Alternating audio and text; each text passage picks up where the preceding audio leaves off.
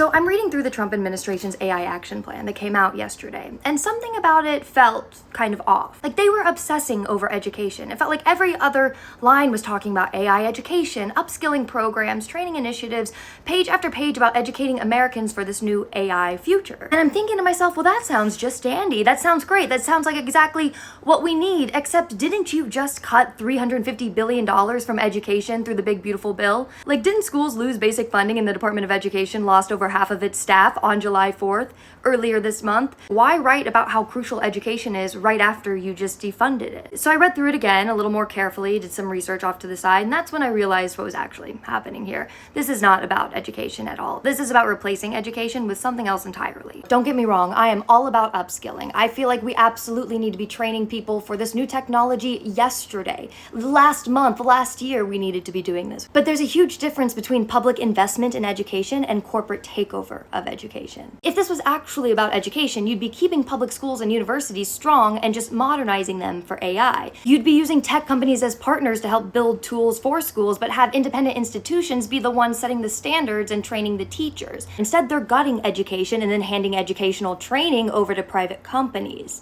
And we don't need private companies handling education. When you outsource everything to private AI companies, you're no longer creating educated citizens. You're creating citizens who know just enough to be useful to you at a job, but not enough to ask any hard questions. I'd more call it compliant citizens rather than educated citizens. And this whole approach just screams Peter Thiel, because you know how he'll literally pay kids to drop out of school and become like tech founders rather than pursuing traditional education? Yeah, what's happening now feels like it's coming from that same mindset, just scaled up nationally. But here's the thing, we all know that tech companies' goals aren't about creating well-rounded and empowered citizens. It's to create users and workers for their companies. And if they own the entire education pipeline, then that means they own the narrative of what skills and knowledge are worth having.